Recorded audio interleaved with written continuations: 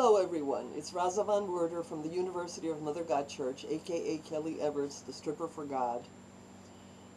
I promised that I would talk about patriarchy and what it is, and the reason I have to explain what patriarchy is because our conceptions and attitudes about sex come out of patriarchal religions. So if I am to talk about sex and explain it, and explain why sex is viewed in the negative way that it is, and in the controlling, tyrannical way that sex is portrayed by our patriarchal society, I have to address what patriarchy is, why it is, how it is, why we don't have a matriarchy, rule of the mother. Patriarchy's rule of the father, the man. Matriarchy's rule of the mother, the woman. Matriarchy, I meant to say, was in existence all the millennia that humanity existed, up until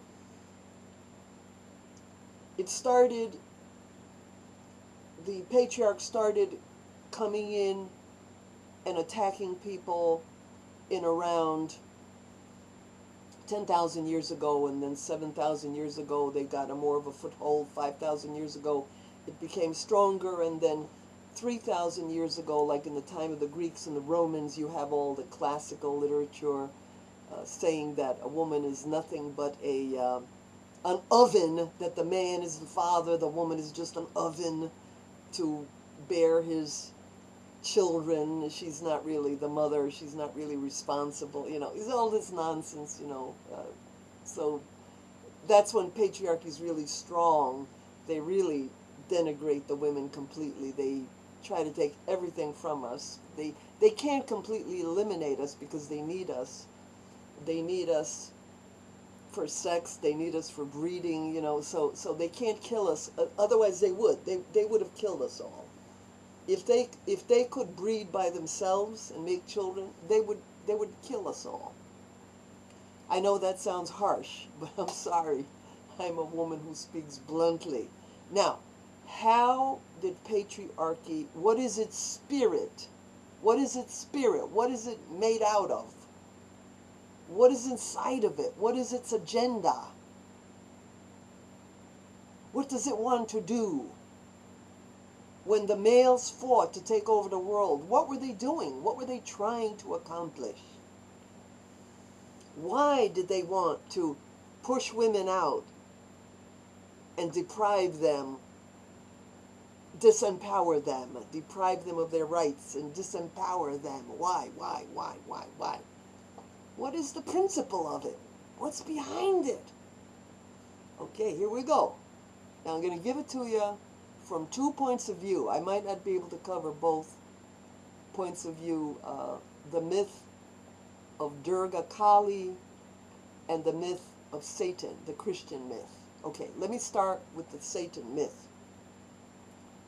In the myth, the angels in heaven, there was one angel named Lucifer, who was especially radiant and beautiful.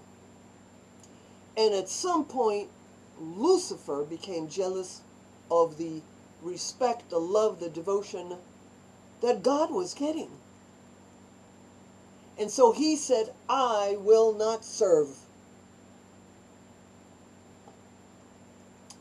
And then God took her mighty angel, Michael, they call him Michael, and he's always portrayed as a glorious, beautiful, muscular, powerful male. Of course, none of them are male or female angels. They're just spirits without a gender. So, and Michael took, symbolically his spear and thrust it into this traitor to God, who refused to obey God. And this traitor had 1/3 of the angels of heaven on his side. And they followed him. And so when Michael took the spear and put it into Lucifer and hurled him into a place of eternal damnation, hell, he turned from Lucifer into Satan. And the 1/3 of the angels in heaven went with him, and their role in their existence and their most favorite activity is to tempt humans, to make humans sin, and to draw them into eternal damnation, the lake of fire, the pain, the freezing cold, or the, volcano heat, where these souls will suffer forever. That is what they do. And they try to infect and pollute and possess humans, influence them, discourage them, make them practice, evil.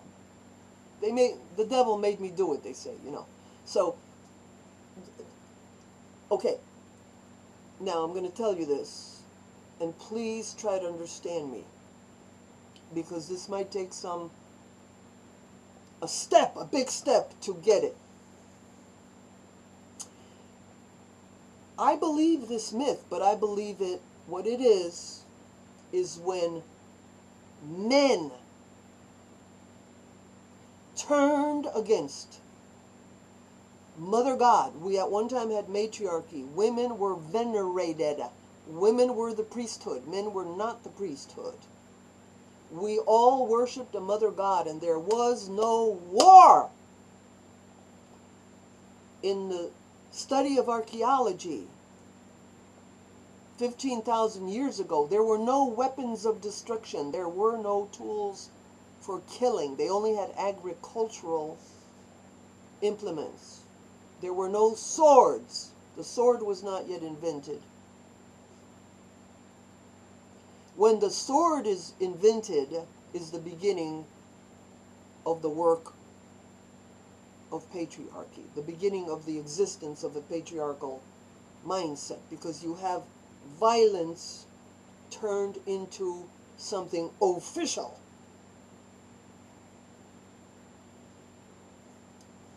Satan and the devils are the evil men who became possessed, who agreed with this evil spirit they gained or created or were animated with. Where this spirit came from, I can't really say. Was there a hell already in existence? I don't know. I don't know. These men are 1/3 of the human race. 1/3. These men who are demonic, they torture men as well as women on earth. There is an eternal hell. I've seen it. There is a hell in the afterlife. But these men who turned against God, Mother God, they created God in their own image and likeness. And they proceeded, they are jealous men. They are jealous of women, the original evil men. They became jealous of women's authority, jealous of women's procreational ability, jealous of women's authority over children. Women can give birth to children, men cannot. They are non-reproductive. They are jealous of women's power. They are jealous of the way they need women, and they can't live without them, but they're jealous of them. They want to take the place of women. They want to take the place of women.